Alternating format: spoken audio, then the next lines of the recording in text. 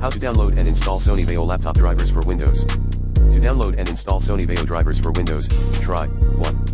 Sony eSupport page at https://esupport.sony.com/drivers. 2.